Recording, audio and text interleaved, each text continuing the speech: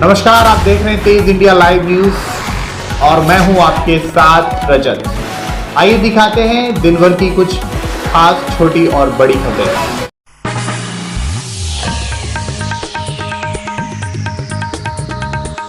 जनपद बिजनौर के किरतपुर में सिपाही संजीव कुमार निगम व होमगार्ड अरुण कुमार के द्वारा इतवार बाजार मोहल्ला कोटला में नाली में शराब पीकर पड़े एक व्यक्ति की जान बचाई। प्राप्त जानकारी के अनुसार गश्त के दौरान सिपाही संजीव निगम को इतवार बाजार में एक व्यक्ति शराब के नशे में नाले में मुंह के बल पड़ा मिला। संजीव निगम ने जानकारी प्राप्त करते हुए परिजनों को खबर कर दी। मौके पर पहुंचे परिजनों ने उसकी पहचान धर्म सिंह पुत्र बलवीर सिंह निवासी बनखेड़ी थाना कोतवाली देहात जनपद बिजनौर के रूप में हुई। उसके परिजन केशव पुत्र रामलाल निवासी ग्राम झिलमिला थाना नगीना देहात जनपद बिजनौर को घर से बुलाकर उपचार हेतु जिला अस्पताल भेज दिया गया। किरतपुर से संवाददाता कपिल रस्तोगी की रिपोर्ट।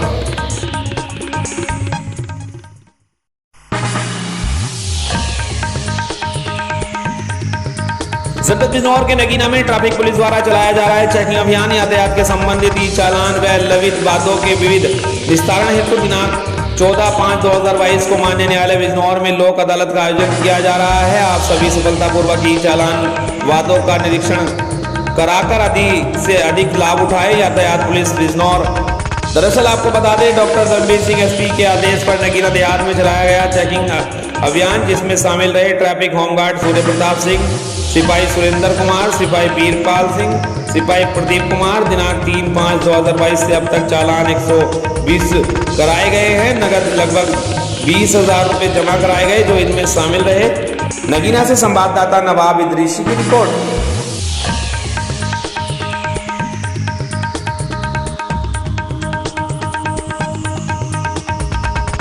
जनपद मुजफ्फरनगर के जानसठ तहसील क्षेत्र के ककरोली में धड़ल्ले से अभी भी जारी है बायो डीजल पेट्रोल पंपों पर पेट्रोल और डीजल की बिक्री। जिलाधिकारी मुजफ्फरनगर के आदेशों की खुली उड़ाई जा रही हैं धज्जियां। स्थानीय प्रशासन मौन। आपको बता दें, जानसठ तहसील क्षेत्र के ककरोली में धड़ल्ले से अभी भी जारी है बायो डीजल पेट्रोल पंपों पर पेट्रोल और डीजल की बिक्री। जिलाधिकारी मुजफ्फरनगर की आदेशों की उड़ाई जा रही है खुलकर धज्जियां। स्थानीय प्रशासन इस पर मौन। मुजफ्फरनगर के जानसठ से संवाददाता निशार मलिक की रिपोर्ट।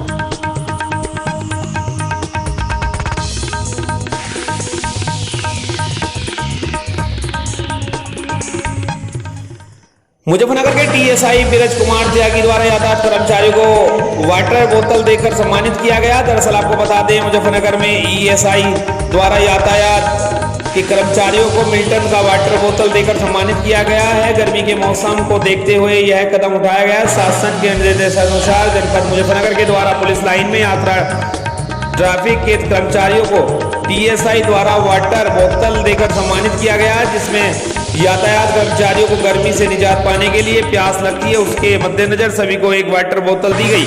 मुजफ्फरनगर से संवाददाता निशार मलिक की रिपोर्ट।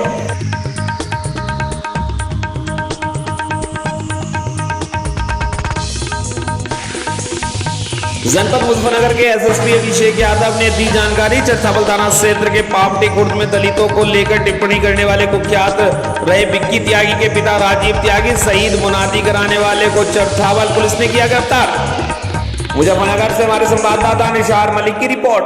जनपद मुजफ्फरनगर में थाना चरछावल के अंतर्गत पावटी खुर्द गाँव में राजवीर नाम के व्यक्ति द्वारा, जो स्वयं को राजवीर प्रधान के नाम से बुलाता है, एक गैरकानूनी व आपत्तिजनक जातिगत टिप्पणी करी गई व मारपीट की बात करी गई, जिसमें उस व्यक्ति व उसके एक साथी को तत्काल प्रभाव से गिरफ्तार करते हुए गंभीर धाराओं में मुकदमा दर्ज करके जेल भेजा जा रहा है।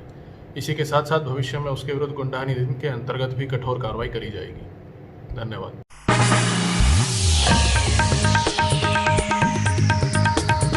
जनपद मुजफ्फरनगर के पुरकाजी में भारी श्रद्धा और उत्साह के साथ धूमधाम से निकाली गई भव्य शोभा यात्रा। श्री बालाजी मंदिर एवं श्री शिव मंदिर का वार्षिक उत्सव भव्य शोभा यात्रा में आकर्षक मनोहर झांकियां बनी रही। आकर्षक का केंद्र जगह जगह पर शोभा यात्रा पुष्प वर्षा कर किया गया भव्य स्वागत और जलपान की उचित व्यवस्था। श्री बालाजी भैरवनाथ प्रेतराज सरकार पर 9 मई को चढ़ाया सोने का चोला।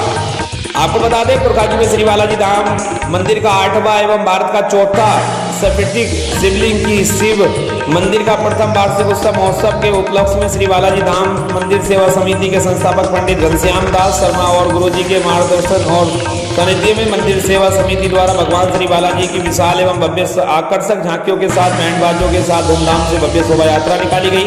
मंदिर प्रांगण से प्रारंभ होकर कस्बे के मुख्य बाजार से गुजरती हुई मुख्य गली मोहल्ले से होकर कस्बे के हाईवे से होती हुई देर शाम अपने गंतव्य स्थान मंदिर प्रांगण में संपन्न हुई। शोभा यात्रा के दौरान जगह जगह पर पुष्प वर्षा कर जलपान की उचित व्यवस्था कर शोभा यात्रा का स्वागत किया गया। मुजफ्फरनगर के प्रकाशी से संवाददाता शहजाद अली की रिपोर्ट।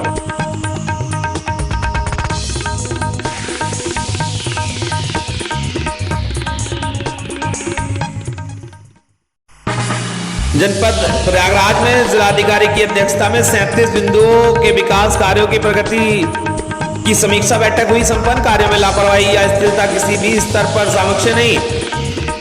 जिलाधिकारी ने FRU की प्रगति ठीक न मिलने पर डॉक्टर अमित से स्पष्टीकरण तथा फसल बीमा के डाटा ठीक न मिलने पर DD कृषि पर कड़ी नाराजगी व्यक्त की।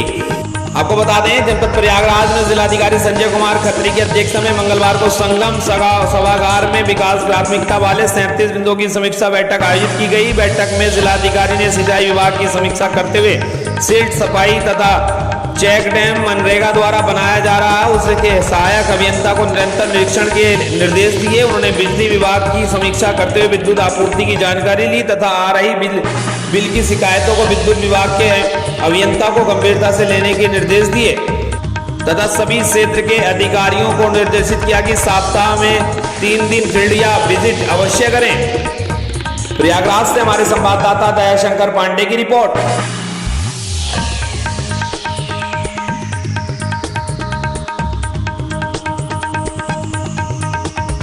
इलाहाबाद हाईकोर्ट ने आजम खान को 2 महीने के लिए अंतरिम जमानत दे दी है। साथ ही आजम खान द्वारा शत्रु संपत्ति को कब्जा करने को गलत ठहराया। 2 लाख के मुचलके पर इनको रिहा करने का आदेश के साथ जमीन को पैरामिलिट्री को सौंपने का आदेश दिया है। यह आदेश न्यायमूर्ति राहुल चतुर्वेदी ने दिया। प्रयागराज से संवाददाता दयाशंकर पांडे की रिपोर्ट। और ये कहा है कि डीएम साहब जो है वो जो कस्टोडियन की जमीन है उसको चिन्हित कर दें।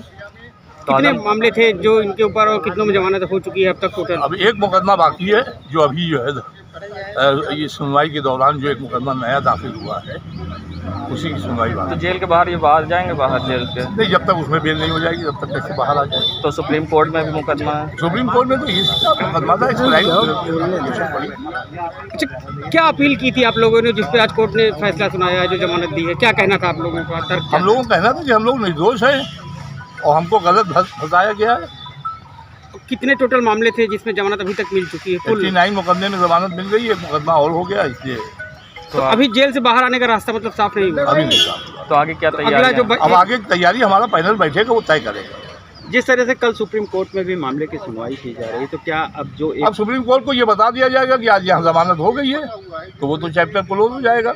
लेकिन अब वहाँ के वकील जो है जो नया मुकदमा हुआ है अब उस पर क्या बोलते हैं ये तो वही जाने। अच्छा, कोई शर्त भी रखी गई है? कोई भी बिना शर्त, जो जमीन का जो मामला था उसको बिना शर्त जमानत दी है।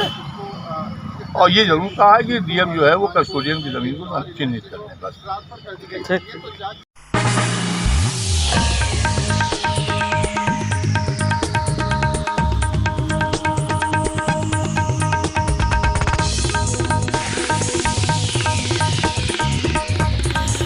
उत्तराखंड के जनपद हरिद्वार के सिडकुल क्षेत्र में ग्रीन बेल्ट पर पार्किंग बनाने के मामले में सिडकुल प्रशासन ने 125 कंपनियों को दिया नोटिस। सिडकुल में 125 से ज्यादा कंपनियों ने ग्रीन बेल्ट पर कब्जा कर उस पर अस्थायी पार्किंग और दीवारें बना दी। सिडकुल प्रशासन ने ऐसी कंपनियों को नोटिस जारी किए हैं। नोटिस का जवाब न मिलने पर कार्रवाई की चेतावनी भी दी है। सिडकुल के मास्टर प्लान में ग्रीन बेल्ट के लिए भूमि आरक्षित की गई थी ताकि पर्यावरण संतुलन बना रहे, लेकिन आरोपित कंपनियों ने ग्रीन बेल्ट पर भी अपना कब्जा स्थापित कर पार्किंग बना दी।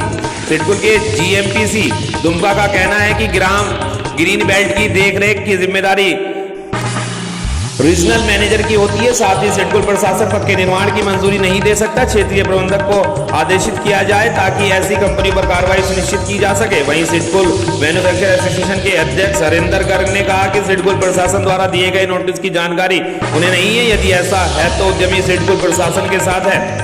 हरिद्वार के सिडकुल से संवाददाता रणविजय सिंह की रिपोर्ट।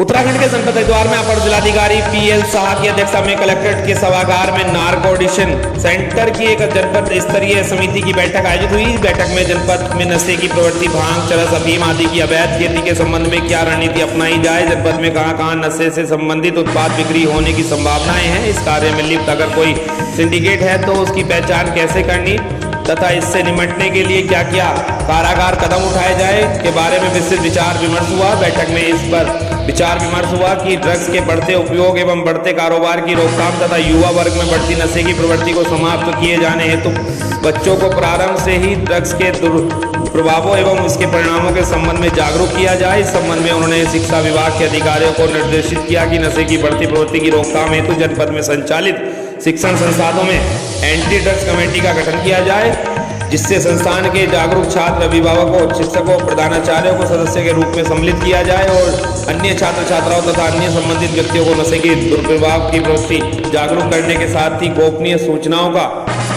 आदान प्रदान पुलिस को भी उपलब्ध कराएं। हरिद्वार से संवाददाता रणविजय सिंह की रिपोर्ट है।